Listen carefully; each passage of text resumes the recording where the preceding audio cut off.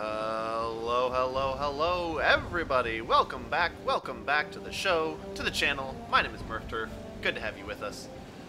Today, we are going to be continuing my playthrough of Torment, Tides of Numenera. Come, explore this torment with me. Oh, nope, not that way, please. So, we're in the government district. I'm done running around trying to do things that were time sensitive, so I can take my time and talk to people before visiting the Order of the Truth to try to see if I can get a thing to help that guy and his poor Levi. I really hope that if I, when I do try to help the guy and his Levi... Ooh, can you do it, Rin? Yes, you can. Well, I really do hope that when I try to help the guy and his Levy, however you want to pronounce it, that, like, he doesn't end up actually burning down the town then next year, because that would suck. Okay, but let's interact with these objects first, because they look nifty. Towering above you is an enormous archway of metal and synth. Energy pulses through the structure, spilling from thin, transparent panels in subtle shades of gold and cyan. Yeah, I'm going to examine that more closely. It appears to be dormant, but very much alive. The archway emits a low and constant hum, just at the edge of your hearing. Across the top, illuminated words are inscribed, "The House of Empty Time." Heavy, rope-like cables connect the archway to an ancient device nearby. Not as impressive as it looks, mutters Allergern. The real work is being done by the generator there. He points to the ancient device that's connected to the archway by a number of cables. Someone channeled the temporal energies to achieve some purpose of their own. It's a hack job. Must have been an Aeon priest. He grins wickedly. Allergern, have you studied this archway before? Once or twice. Years ago, I was here long before I came to Sagus. Oh. Once or twice. Years ago. It was here long before I came to Sagus. Used to hear stories about children disappearing when they walked under the arch, but I never saw it happen. I'm gonna leave it alone for the moment. I'm gonna interact with this thing. Power still flows through this ancient machine. A brassy heartbeat pulses within it, just at the edge of hearing, and tiny bubbles orbit the entire structure. No, not bubbles. Holes in space. Nice! I'm gonna look through those. A sizzling beam shoots out of the hole and strikes you dead in the eye. It doesn't hurt in the slightest. Instead, your mind is briefly filled with the mouth-watering image of a slab of grilled something, and the chummy tones of an advertiser's sales pitch in a language you don't recognize. Come get Trump steaks. Fuck you, game. I'm gonna look through the holes in space again. Anything new? For a moment, nothing lies beyond the tiny holes, but darkness. Alright, examine the device. Your hands slip over the cobbled-together components and greasy cables. The buttons are worn from frequent use. It is a strange accomplishment, this machine. Clumsy, but deft. Amateurish, but masterful. Only a brilliant mind could have melded so many disparate parts into a functional device. Unfamiliar memories whisper to you. This device was used, though you don't know how, to generate a field that unmoored everything within it from time itself. What? How? Your fingers scrape a rough patch. Lifting them, you see a circular symbol etched into the side, like a maker's mark. Okay, I'm gonna leave it alone. Interact with the archway. Try to activate the archway. You scan the parts of the arch that are accessible from the ground, but you don't see anything that resembles a control device. Finally, you give up your search. If the arch can be activated at all, the method is unclear. Alright, leave it alone. Looks like I'm not getting anything out of it right now. Alright. Yup. I know, Eratus. I know. Sure. But I do want to interact with this purple fountain. The fountain is constructed of a material that seems halfway between wood and stone. It doesn't contain water as might be expected. Instead, it's filled with swarming, tiny fish-like creatures that leap and cavort in a wriggling mass, chattering with each other in what sounds like 1,000 different tongues. Yeah, I'm gonna catch one of the creatures. I'm gonna use what's his name? The Sunshine Dude for this, and I'll just use all of his agility because I got plenty to spare. Ah, it still failed. Try capturing a creature again. you've only got 1 point in speed left, but you've got 4 points in speed. Yeah, I'm gonna spend that. Yay! Rin caught a fish! You deftly snatch a single fish from the tumbling flood. The bubbling mass of remaining creatures squawk together in nonsensical outrage. Oh, I'm sorry, guys. I got a jelly, though. Haha. I'm gonna listen to what they're saying. You fold your arms, listening intently to the fish jabber at each other. It sounds like a cloud of nonsense syllables mashed into baby speak. Ah, anamnesis. A few oft-repeated sounds tug at your memory until something unravels. You stand before a rusty intelligence terminal surrounded by crooked ruins. Laying unfamiliar hands against the cracked glass, you speak words in all the languages you know. This takes some time. The terminal awakens at the sound of an ancient, guttural greeting. You recognize it immediately as one of the words the fish-like creatures are babbling cheerfully at each other. Spend more time listening to the creatures? The fish-like creatures continue to gibber a song of melodic syllables and broken words. Okay. Examine the fountain. The fountain, now that you're looking at it, is unfathomably old. Coppery, tongue-like decorations curl up and over the rim of the structure, as if lapping at the endless stream of creatures within. Okay. Well, I got a thing from it. You can do this. I'm gonna go with that. Alright, Ayin who knows. Who are you and what do you have for me?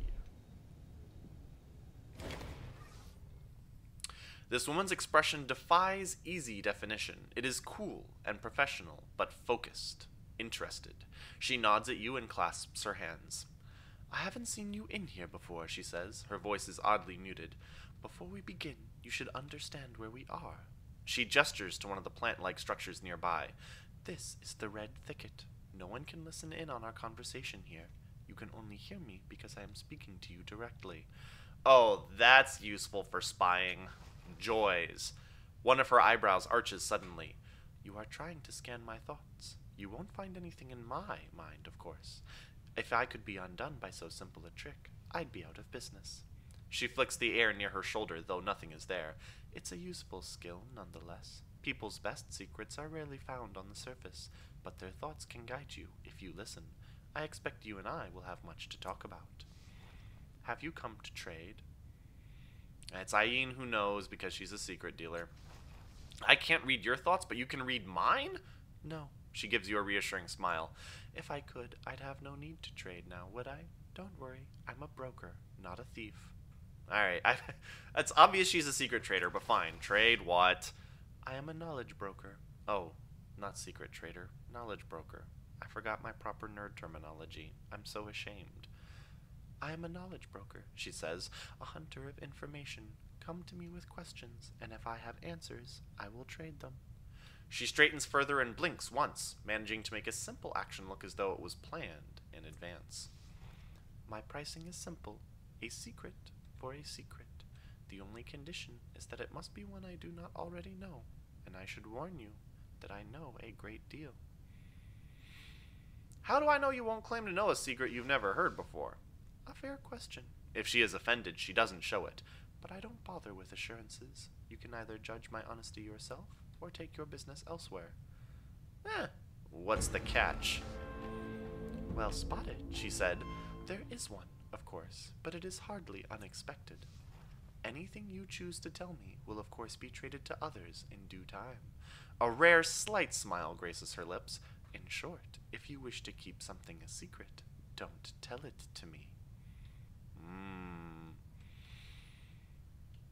Why don't you trade these secrets directly to the people involved? A number of reasons, she says, but chiefly this. I am a broker, not a blackmailer. Alright, I'm interested in exchanging secrets. Let's do it. Good, she says simply. What information do you need?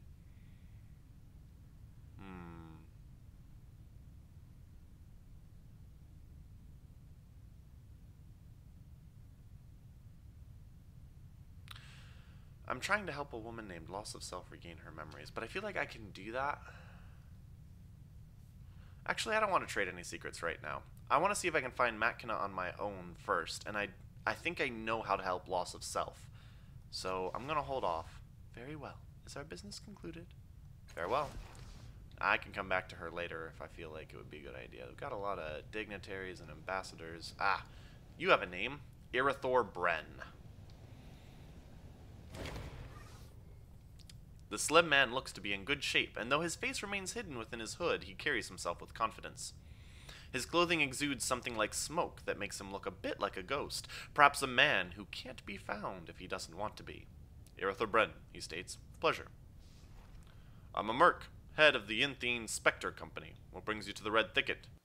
Tell me about the Inthine Spectre Company.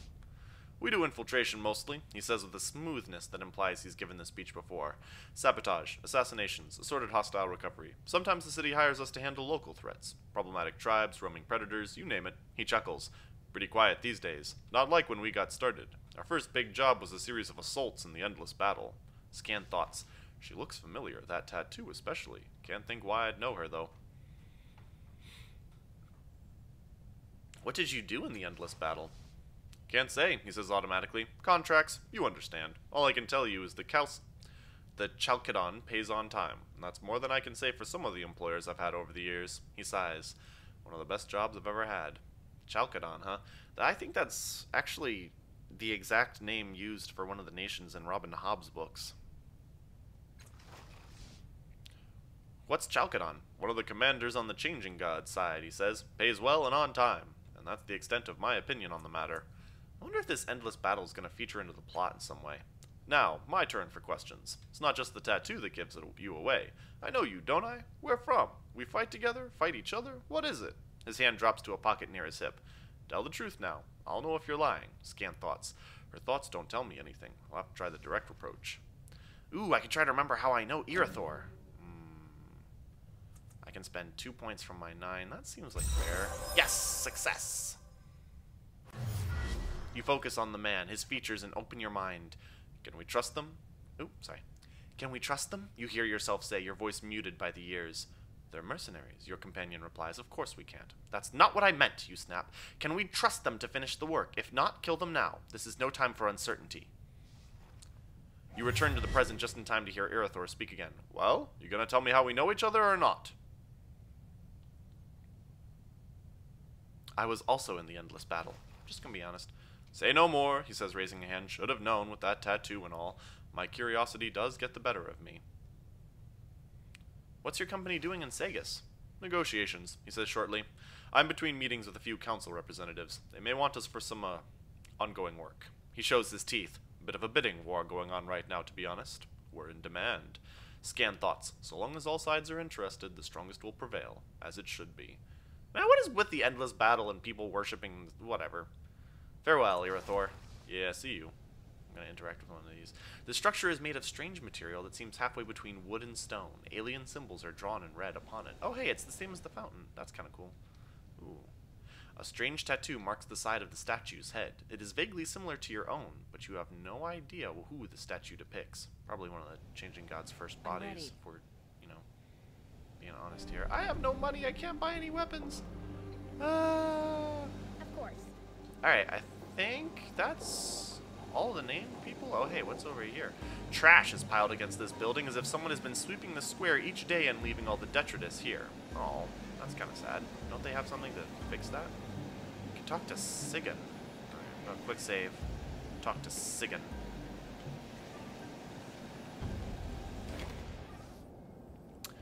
This woman is dressed much like the Levi's who flank her, but unlike them, her expression is sober and alert. Her hair is cut short, the corners of her eyes wrinkled with crow's feet.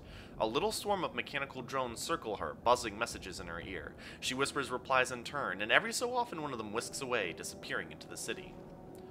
What is it, citizen? She pauses, eyes darting to your tattoo, then to your face. No. You're the one they call a Don. I heard you were in the city. You sense a sudden weariness in her. It's been 10 years since your last visit. I was too young to know you then, but the drones remember. What do the drones remember about me? I'm so curious. Oh, how's that? Okay, whatever. Raised my silver tide, but I'm not trying to build my legend here. I'm really curious. On cue, 2 of her attendant drones dip close to your ear, emitting a stream of raspy noise that might be some sort of language. You kept to your own affairs, but everywhere you went, the city held its breath. People deferred to you, even the ones with power and influence. You look the same as you do now. Exactly the same. I want to know why. And if you don't mind telling me, I want to know what you're doing in Sagus now. Scan thoughts. The stories they tell me are troubling. I'll have to keep an eye on this one.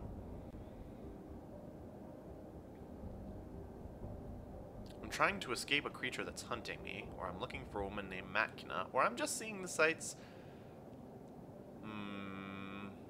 She's gonna be keeping an eye on me anyway. I'm trying to escape a creature that's hunting me. Because I don't want to, like, let her know that I'm looking for an assassin. Smoking tendrils, grasping talons, a towering nebulous shape. She sees the look on your face and nods. I've seen it, but only through the eyes of a drone. Not long ago it killed a man in the streets, a man with the same mark you bear. If anyone else knew, there'd be panic, even if it's only hunting people like you. I haven't told anyone, not even the council. Another drone swoops past you, stopping just short of the woman's head. It unleashes a series of raspy buzzes and squawks. She whispers something to it, then glances back in your direction. What was it you wanted? As she turns her face back from the drone, something about her profile strikes you as familiar. In that moment, she looks so much like the ghostly girl you met in the Fifth Eye that they could be the same person. Though this woman seems 20 years older, at least. You look like someone I met in the Fifth Eye. She laughs aloud. In that moment, her voice is clear and rich like that of a much younger woman, or even a teenage girl. Was she a scarred peltast, wedded to her blade, fresh from the endless battle? Scan thoughts. God's about, it's another one of us.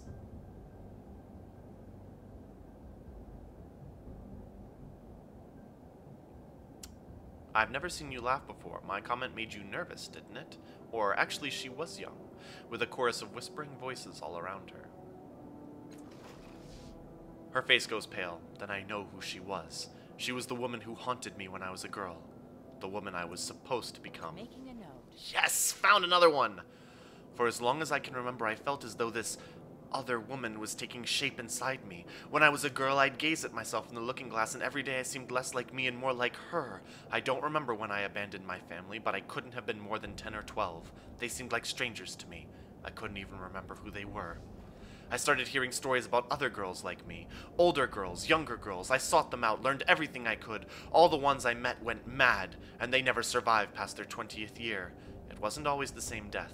Sometimes it was sickness, or an accident, or they ended their own lives. But somehow, they always died. It was fate, and it was mine too. But you survived. I cheated. She's silent for a moment. When I was old enough to become a citizen, to sacrifice a year to create a levy, I went straight to the Order of Truth, and I told them I wanted to donate as many years as I could. I didn't think it would work, she confides, but what choice did I have? When they started taking the first few years and I aged closer to 20, each time I thought I would die, and the Levi that was born from my 20th year? It was a monster. They tried to make me stop, but I refused. I made them go on. I burned through my 20s and beyond, and with every year I lost, I felt that other woman inside me weakening, pleading, dying. I laughed as they burned the years away. When I walked into the Order of Truth, I was a teenaged girl. When I walked out a few hours later, I was a middle-aged woman, but I was free. Fucking love her. This is awesome. How long has this been happening to women in the city? Centuries, I think? The earliest reference I could find was around the time of Chilla, but it probably goes back even further. There was an Aeon priest. About 80 years ago, he thought he'd make a name for himself by discovering the cause. He found that it only affects women in Sagus, never in the outlying villages. He thought it might be caused by some kind of Numenera underneath the city, but he was never able to prove anything. You said the Levi that was born from your 20th year was a monster? It was. Death. Not death the way it's personified in stories, but death like it really is. A bloated thing with festering sores, vomiting blood and pus and excrement from every orifice. Even the Aeon priests were terrified. They burned it to a pile of ash. Alright, so I don't really feel like asking how old is she really, because that's none of my business, but, like, I'm really trying to get to the bottom of this mystery too, so maybe this will unlock something else. 22. That's why I was too young to remember you when you were here last. I was a 12-year-old girl, a runaway, half mad and living on the streets. Alright, let's talk about something else. She nods. I'm glad I finally told someone. Easier to tell a stranger such things, perhaps. Who are you? Sigyn, captain of the levies. Not a levy myself, but I command them. Alright, now I get to ask, what are the levies? She gestures at the two burly, smiling men to her left and right. They look like identical twins. Soldiers in the council service. They keep order in the city. Her lips purse briefly, but she continues. Each citizen is required to raise a Levi for the city's defense. The price is a year of their lives. Do the levies keep every district safe?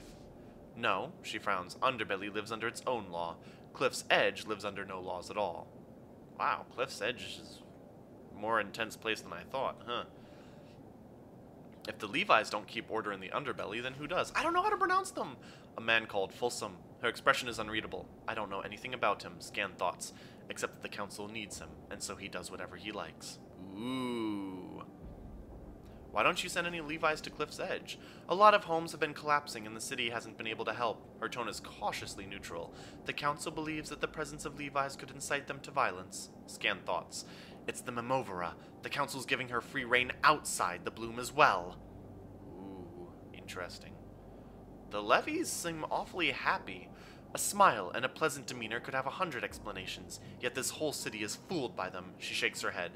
I know the Levis better than anyone, so the truth is plain to me, though I'd be lying if I claimed to truly understand them. Scan thoughts. If I only had a year to live that wasn't my own, I wouldn't be happy either.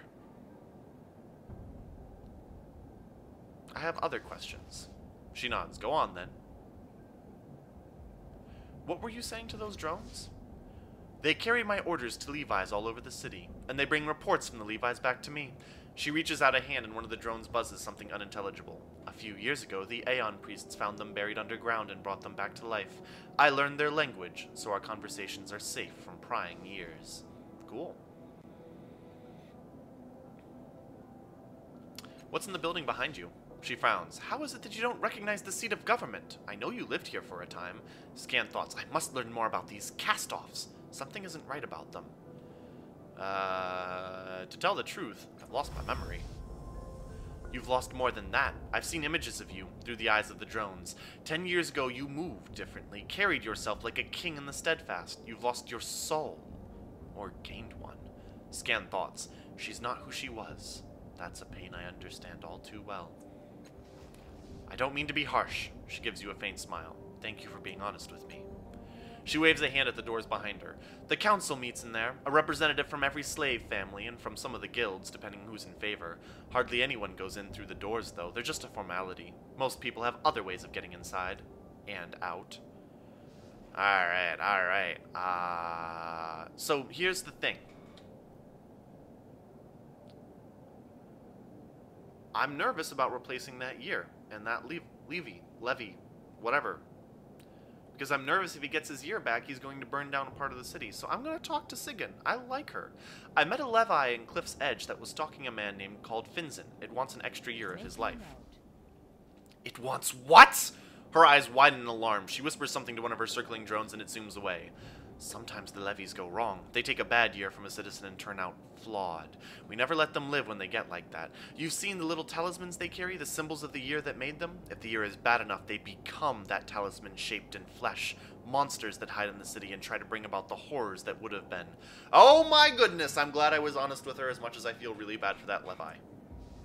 You can tell this Finzen that he's safe. I've sent a squad to bring in the Levi. He'll never see it again. Well, I guess that's one way to do it. Farewell. Farewell to you, whoever you really are. Well, I am really sorry about that, Levi. But I don't want you to become a monster. I don't want you to reenact the burning. That would be terrible. An enemy is armored. Change up the damage type of your attacks with abilities or ciphers to overcome it. Okay, cool. It's good to know. Try not to fight too much. So I did learn from a friend that, what did I learn? Oh, that I can talk to the Rin's person and get her to lay off just through talking. Do I know how to do that? Heck no. Did I talk to Tiber and Master Renio? I don't remember. Definitely talk to you. I'm going this way. Can I go in there? Where are you? Oh my goodness, they're running all the way around. Oh, snap. Why are you so angry all the time? Heh. What? I'm not angry. I just don't deal well with fools. That's fair, but that makes you angry. Making them nervous.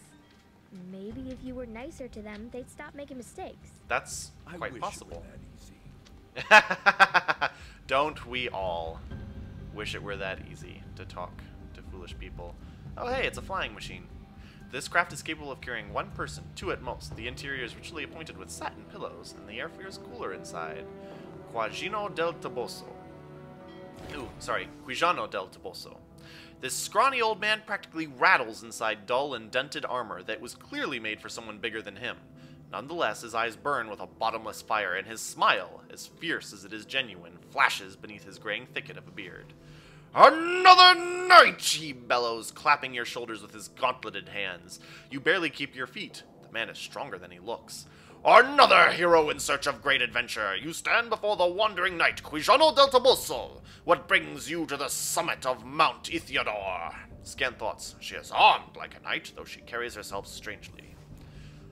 Eratus answers, we seek challenge that will test our very limits, Eratus declares, and then we will shun those challenges as unworthy of us and seek quests that shake the foundations of the possible, that defy belief, for we are not just adventurers, noble stranger, we are the breath of adventure herself. Scant thoughts. Another hero? He is too strong and too strange. Tears well in Quijano's eyes, and he fishes a monogrammed handkerchief from the depths of one of his bracers. Such a noble company, he says hoarsely, dabbing his cheeks. Such a noble goal. Were I not committed to my own path, I would seek to join yours. He sighs heavily, but I will not. Instead, might I seek your blessing? What brings you up here? Do you know, he says, that I am not quite sure? My memory is not what it was. I recall kneeling before my family's armor in our estate some time ago. He blinks slowly. Perhaps I was weeping. He smashes his gauntlet against his chest, leaving a sizable dent. I can't recall, but it doesn't matter, for then I heard a thunderous roar and beheld a great beast in the skies. I donned my armor and gave chase. What kind of beast was it? It defied description, he declares, and so I shall describe it to defy impossibility itself. 13 legs, 6 jaws, 1,000 eyes aglitter with malice and flame, scales the color of clouds. I wonder if this guy's supposed to be a Don Quixote knockoff. It's funny. Alright, go on. The horrible beast leered down at me, promising destruction. I promised it death, and it fled across the sky. I followed, darting between the trees. He pauses, frowning. And I don't recall much after that. I remember walking, having various adventures along the way, of course, but I cannot quite recall why I came here. Ah! He says, raising a finger. Of course! I must have had the frankly brilliant notion of scaling this lonely mountain to better spot the beast from afar. He shakes his head, his wispy beard waggling. Alas, I've seen nothing so far. I can say, your beast sounds like a particularly large cloud, and I'm pretty sure you ran into a tree, or that was an amazing story. Thank you.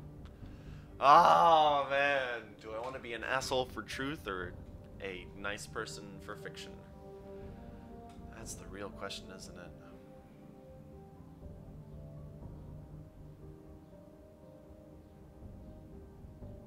I'm gonna be nice to the old man. That was an amazing story. Thank you. You are most welcome, he says, patting your hand fondly. It is so good to share my tales with a fellow knight. Everyone else raises such peculiar doubts. Eratus, would you bless Quijano like he asked? I was hoping you would ask, he says, and turns to Quijano, spreading his arms. His mouth working soundlessly, the elderly knight bows his head. May your glory always find you. May your burdens only strengthen you, and each of your scars tell a better story than the last. And when your enemies are too many, and your wounds too severe, may you fall with a smile on your face, and peace in your faltering heart. Scant thoughts. That is lovely. Who wrote that? We did. Well said, Quijano says, raising moist eyes. Well said. He straightens and oddly seems larger somehow, taller even. Scant thoughts, truly a knight. I feel his blessing coursing through my veins.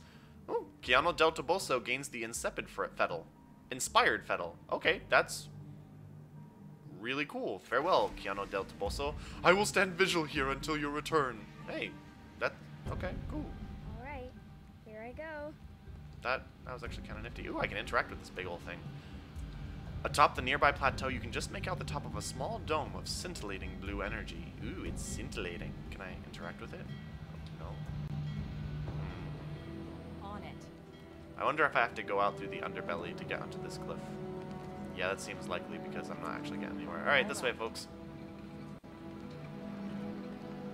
Can't believe I spent all that money. God damn it, I'm still bitter about that. Down to like 12, whatever unit of currency they use. Ugh!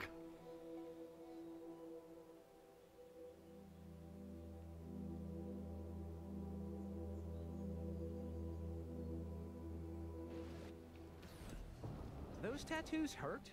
They look like they probably hurt. Does your glow hurt you? Is this one of your riddles? If so, riddles hurt too. Eratus seems kind of like the Minsk figure.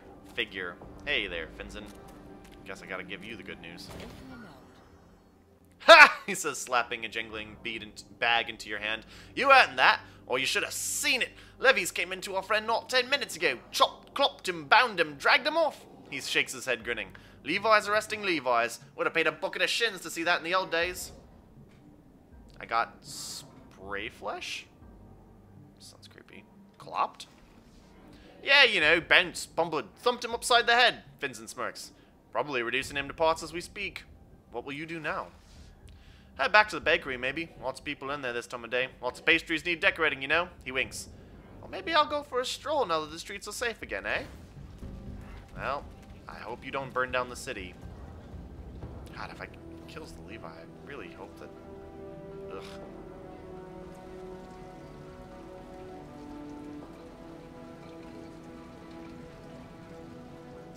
So I wonder if every Sagus woman who's going through difficulties with the same difficulty Loss of Self is going through is going to be named, or if I have to like talk to random Sagus townspeople.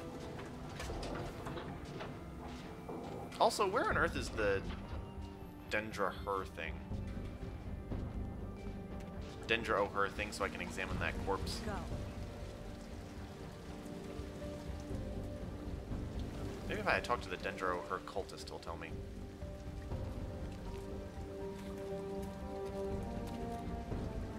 The voices climb like weeds, like vines over bone. Okay, never mind.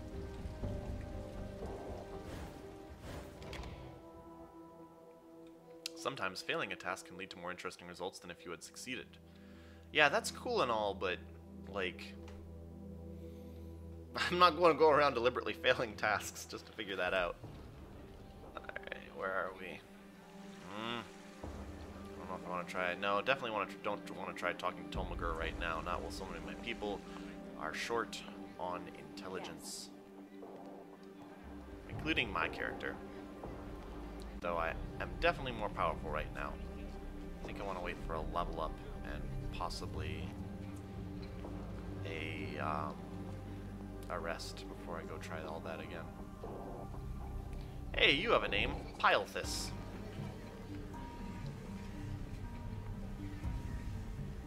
Haven't talked to you yet. A creature floats before you, hidden inside the bulk of its armor, cloth robes, unmoving and unmoved by your presence. Exactly who or what the thing is, man or machine, mutant or monster, is impossible to discern. Its glass face reveals nothing but your reflection. Its mechanical voice reveals nothing at all. You recall that this creature is known as Pilethus. Pilethus? Philethus. Philethus. Philethus. But you don't know anything else about them. Exquisite, the Philethus grates, in greeting perhaps, or perhaps lost in its own inscrutable thoughts. The creature's thoughts are as obscure as its glass face. It's as though it weren't even there. You are exquisite as well. A sound like the grinding of Drit-field gears is the thing's only response. For a moment that stretches uncomfortably, you feel the cold scrutiny of the Philethus upon you. At last it speaks again. The sun cannot warm the vastness between the worlds. Yes? The Philethus' implacable glass gaze bores through your skin and sees more than others do, and it seems to be seeking something about you. Do you know anything about the sorrow, about the resonance chamber built by the changing god?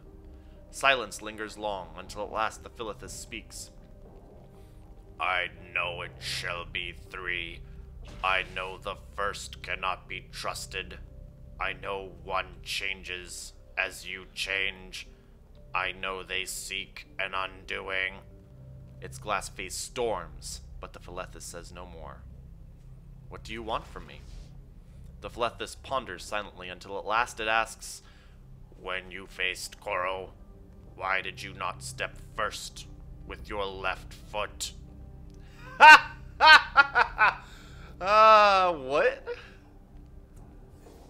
Rin laughs at the ridiculous question, drawing for an instant the Philethus' gaze. Though its glassed face can show no emotion, displeasure somehow radiates from the look, and Rin falls silent. I assume I can say, I had no reason, balance, probably, or I assume it placed me in a better position. I assume it placed me in a better position. The Philethus accepts your answer in silence, then after a long pause replies, in his vault, the Cloven One reads from his great book to his disciples. He sleeps and awakens and has forgotten his place in the grimoire. He begins anew. The book is a part of him. He has no legs and takes no steps. It is his own self from which he reads. It is his own self that is incomplete. It is his own self that binds him in the vault of his own mind. Algren steps towards the Philethus. You speak of Dinoct, the one who sits in the waters between the worlds. You've seen him? The Philethus whirls and rumbles, then lowers its head, perhaps in negation, perhaps in acknowledgement. Algren growls in frustration. You've been following me? In memory, cause follows effect. In rain, the colors run. A long rumble suggests that the Philethus has more to say, but nothing emerges. You're creepy and interesting. Okay, I'm gonna try to ask him to tell me about yourself. Let's see, you only have 2 intelligence left. I can bring you down to 1. I can spend all of your useless intelligence. Gain a 60% chance. Yeah, I'm gonna give it a try. Hey, it succeeded! The Avitral whistles while it runs. A fearful sound. Perhaps even for the Avitral. Apparently, this is what passes for effusiveness in a Philethus. Effusiveness in a Philethus. The Avitral whistles while it runs. A fearful sound. Perhaps even for the Avitral. I like that. I think that's very descriptive. He's trying to say that his own existence scares himself, perhaps. It's pretty cool. See you later. As you step away, the Philethus swivels to keep its glass face trained upon you. Exquisite. Thank you. I know. Running low on my points. I think I talked to Bleezer already. He's feeling weird about the Nick the Marin. There's Otero again. I already talked to Flenda, Genocide, and Celeste. Talked to Paja and Kellinor and Prata. Don't want to talk to you yet. Maybe it's time to head down into the underbelly. I think it might be time to head down into the underbelly. Huh. I suppose we'll try that. See how it goes. Done a lot of stuff up here after all. There's still more to do. But at the moment, I'm at a loss for where to go next. So into the underbelly it is.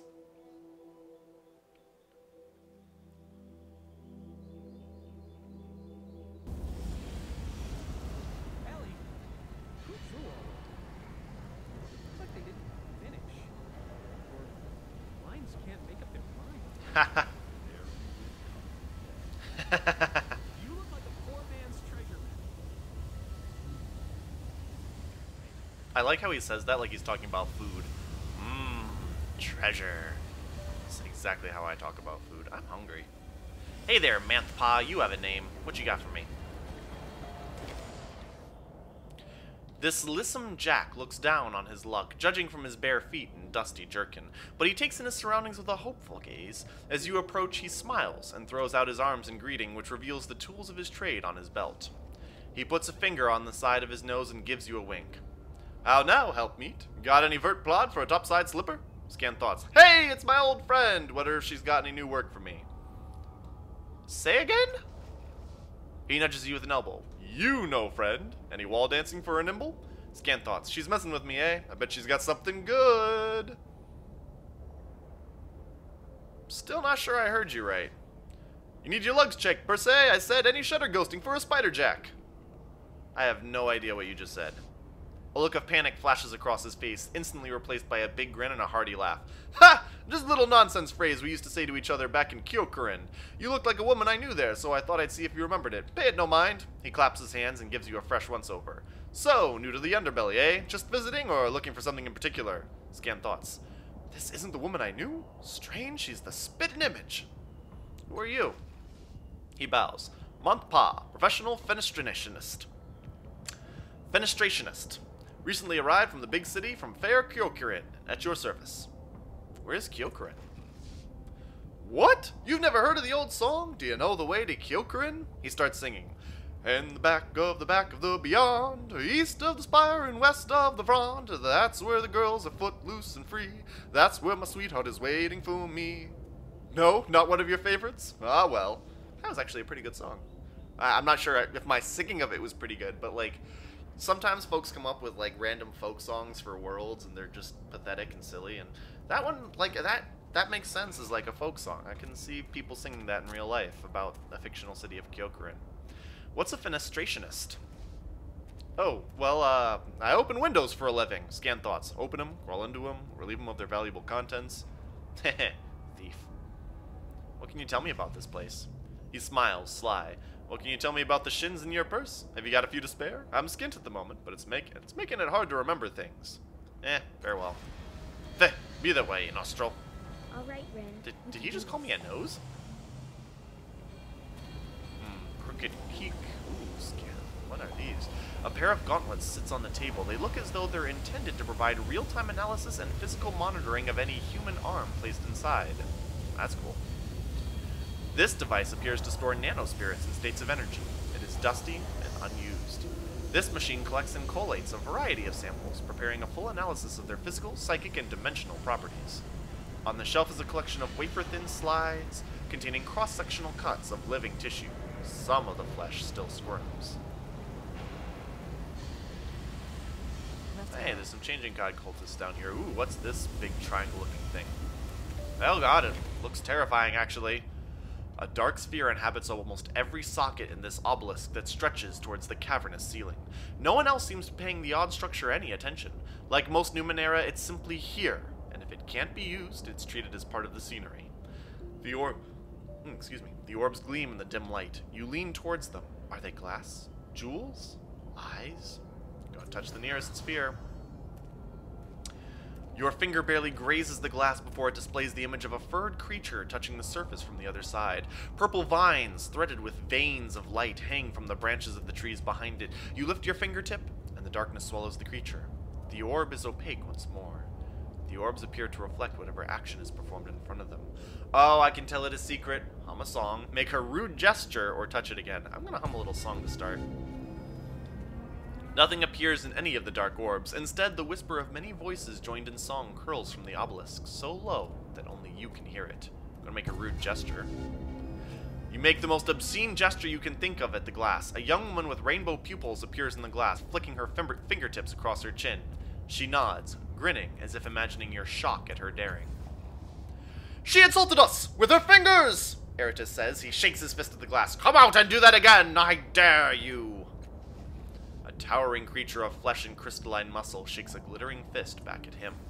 Aha! Another challenger! Come out of there, you cowards! I'll fight you one by one or all together! You tell them, Eratus. He glares at the now dark glass, then snorts. Hiding in the dark, eh? I thought so. I can make an even ruder gesture at this juncture. Ah, yes! The rainbow-eyed woman rewards your gesture with one of her own. She jabs a finger at her knee, grinning at her own audacity. What did that mean? What did any of that mean? That was Rin, by the way. Alright, I'm gonna tell it a secret. With your lips nearly brushing the surface, you whisper a thought you've never told anyone. A too-tall, narrow-hipped being, a visitant, appears in the glass, long fingers clasped. meeting your eyes. It speaks words you cannot hear.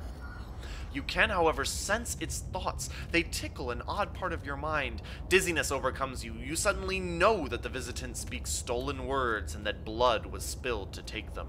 Even though the cause was just, the visitant is deeply ashamed. It fades into the black of the orb, lowering its head. Okay, cool. Got a tiny bit of experience from that. It's nifty. Let's go, all. Alright, Crooked Keek. Who are you and what do you own? Examine this part. A flight of stone steps descends into the water. The cavern beyond is gradually widens and connects to the sea. Oh, hey, there's a fishing hook right here. That's kind of neat. I can interact with the fishing hook. Okay. It's like attached to the cliff. This thin glowing thread pierces the surface of the water and plunges deep into the black depths like a white line drawn in shining ink. Examine the line. You try flicking the shining string and your finger goes right through it. Crooked Keek. Could you try catching something for me? I've had no luck today. Besides, everything down there is pretty much stronger than me. Sure, I'll try catching something for Crooked Keek. You pull on the line and something in the dark below pulls back. You press your lips together and reel in your catch. A muddy cipher dangles from the end of the line. It's beautiful, Crooked Keek breathes. I was just hoping for fish. I could sell it and eat for weeks. You know what? I'm going to give it to Crooked Keek. You pass the cipher to her, and she squinches her eyes shut in unmitigated joy. Thank you! Using my fishing pole whenever you want! I'll tug on the line again. I begin reeling in the line, but nothing is on the hook. You might have better luck tomorrow. Sure, I'll try again tomorrow. Hey there, Crooked Keek. A small, hollow-cheeked mutant sings a soft, wavering tune to herself. Yellow bruises discolor her skin, wounds formed not from violence but from malnutrition, and her prominent bones bend and twist at odd angles. Still, she smiles. She smiles at the oily water devoid of any fish. She smiles as she arranges her empty basket beside her, and she smiles at you when she sees you standing over her. I am really glad I gave her the Numenera. I hope she does eat for weeks. Hello again. I didn't introduce myself before. I'm Crooked Keek of the Cold Canyon tribe. She coughs into her cupped hands, a raw and ragged hacking that bends her double. You take her for a child at first, but after studying her features, it's clear she's in her late teens. It's only some mutation in her bony stature born of starvation that makes her seem childlike. You said you're part of the Cold Canyon tribe. Are they down here too? No, she says lightly. They're all gone. Either dead or gone. She still isn't meeting your eyes. There used to be a lot of us. We came here when I was a baby, running from... She pauses, thinking. A war? Some sort of war that never ends. My parents thought we would be safe here, but the tribe died off one by one. She turns away, wiping her eyes. The city is hard on people like us.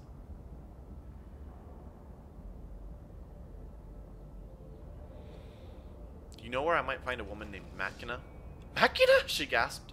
That's not what people call her. She leans towards you, eyes round as coins. They call her the White Death, she says. She's an assassin. I don't know where she is, and I hope I never do. Why are you scared of Machina? They say, she begins, then drops her voice to a whisper. They say she can freeze your blood by speaking your name, and if you look her in your eyes, all of your hair will turn white. You don't really believe those stories about Machina, do you?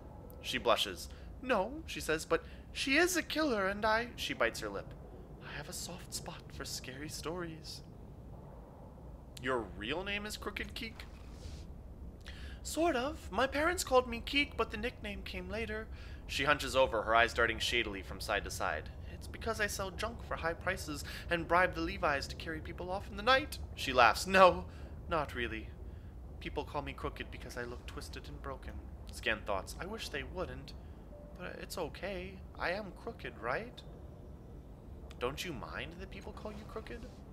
Not really. I can't call them liars, can I? She smiles, but it's not the radiant thing you saw before. Why do you think the fish aren't biting? Oh, the fish down there are pretty fast and smart. They're nibbling at the bait and swimming away. She watches the line with a combination of hunger and wariness. It's hard for me to get to the pole in time when the rod twitches and harder to reel in the catch. I'm not very strong. Well, farewell, Crooked Keek. Come back anytime. Glad I helped you out. Hey, lots and lots of people to talk to here. So it seems like there's just one underbelly map, and I've already explored a fair bit of it. But lots of people to talk to, including a headless man, a paranoid man. A meat monger. Oh, I'm hungry. Alright, well, I'm just gonna work my way down the line. Hey there, Wherin I. Who are you and what do you want? This large and heavily muscled woman. Nice. Definitely didn't guess that from the model. I should stop doing that. Because it's pretty sexist of me.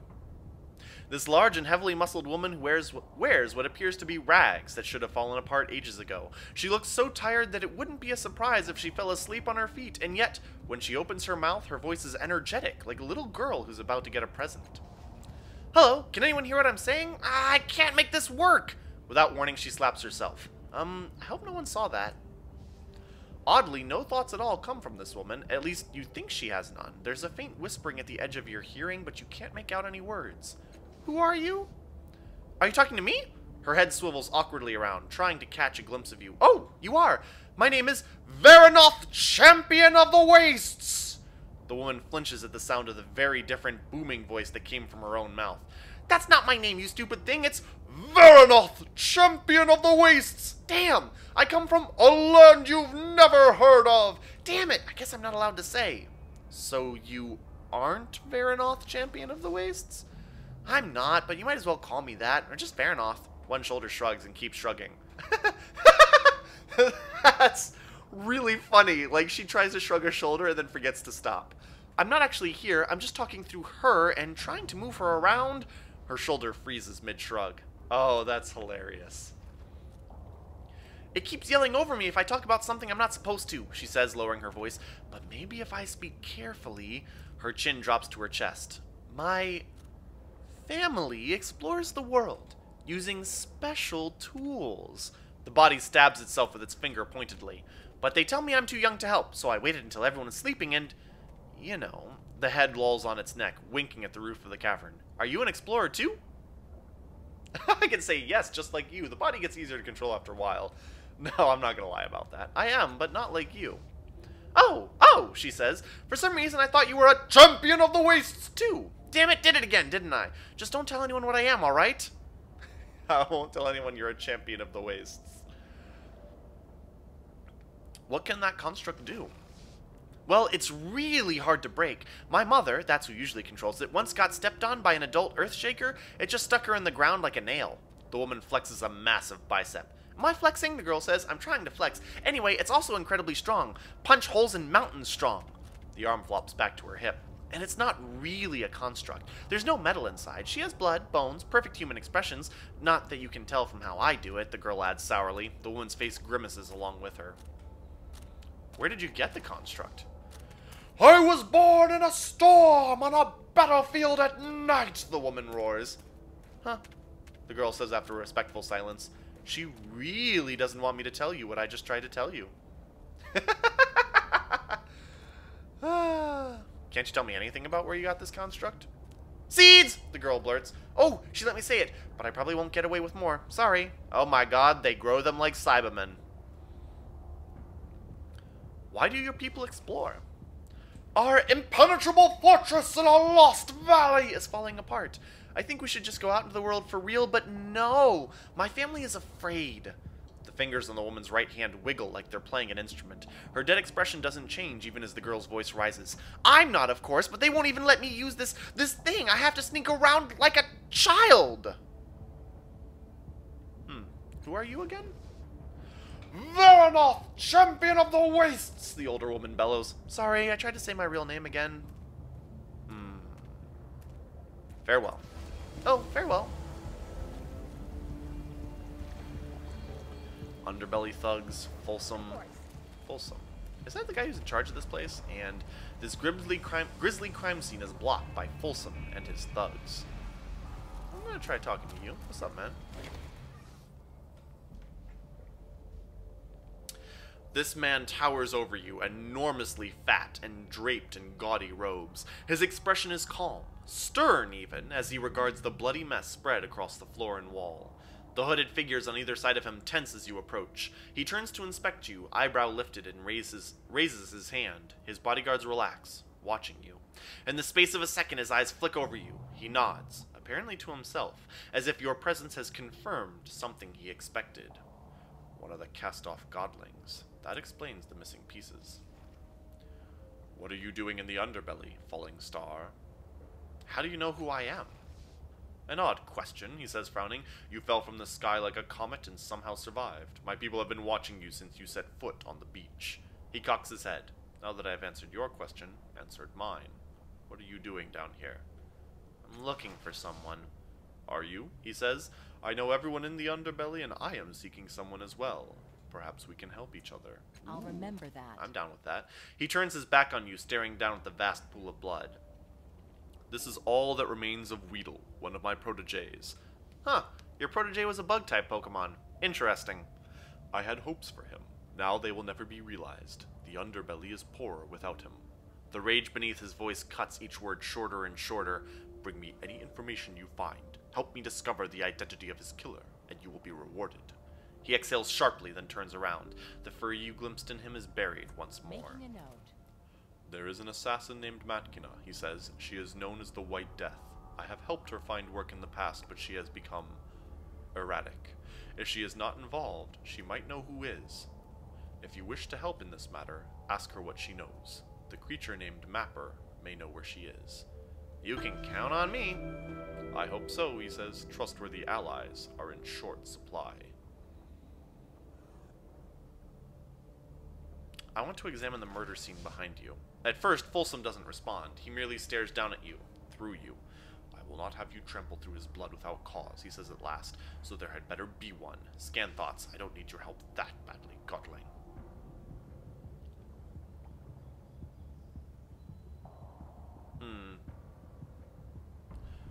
The murderer may have left behind evidence. I won't know unless you let me look. He casts a doubtful glance behind him, pauses, then nods. Let her pass when she is ready. He tells the hooded figures at his side. They incline their heads. Do you have any ideas about the killer's motive? I have suspicions. He says, a muscle in his cheek twitching. And I have enemies. It takes no imagination to conclude that this was meant to hurt me. He shakes his head. But the killer did not slit Weedle's throat and leave him for me to find. No, they spilled an ocean of his blood and scrawled nonsense on the walls. If this is a message from me, I cannot interpret it. Scan thoughts. It suggests the killer is crazy, but which of my enemies are insane? Folsom seems like a strange name for you. Yes, the big man says, the name was a gift, and somewhat of a witticism from my departed mentor many years ago. Before long, the name was the only one I was known by. Scan thoughts, a true gift in light of the unfortunate nature of my given name. It's kind of like Loch Lamora. Do you live in the underbelly? Not quite. He smiles like he's paying for it by the millimeter. I rarely sleep, so I need no bed of my own. But I have spent most of my life in these tunnels and grottos. It is a good place. Cruel and unforgiving, but good. His slow gaze sweeps over the underbelly. Segas foolishly sends its undesirables here, as if it is worthless. But the underbelly is a place of hidden treasures, wise machines, and kind mutants. If I had a home here, I would not regret it. Okay, farewell. Nods. Alright, I'm gonna interact with this pool of blood. Not much remains of Folsom's former protege beyond a vast, still pool of blood, with a skinned hand at its center. A bloody circle is scrawled on the wall nearby. I'm gonna expect the hand first. Ugh, why is it skinned? A flayed hand with long, slender fingers lies palm up in the center of the pool of blood. The rest of the victim is missing. Making a note. You step away. Alright, I'm gonna examine the bloody circle on the wall. Woo! Anamnesis. Your hand reaches toward the streaks and bubbles of blood of its own accord, and an iron spike drives through your temples. You stand before a blank wall. Sickening purple-black light spills around the corner behind you. This is your temple, and you have been driven into a dead end by her. Blood seeps through the wall from the other side, drawing the familiar shape. Frightened, confused, you trace the line, and a gate opens with a wet crunch. The vision collapses, but the memories are not done with you yet, it seems. Another bulges painfully through your thoughts, closing around you. Surrender to the memory, no matter how much it hurts. Fresh blood streams over the circle, yanking you through the hollow at its center into the world beyond. A strip of blistered land coils through a void as black as a gaping mouth. The air is thick, foul, and textured with the slickness of maggots. Nausea slams into you, filling your head, infecting your thoughts. And through it all, you sense a mind in that fathomless darkness spilling towards you, seeking, tasting, joyful, hungry. You shove the horrific memory away from you, slamming your mind shut like a door and swallowing the knot of nausea in your throat. After seeing that world, the bloody pool at your feet seems almost mundane. I gained a little XP and took 2 damage. Leave. I wonder if I can say to Folsom what I just figured out. It's like part of a ritual. Nope.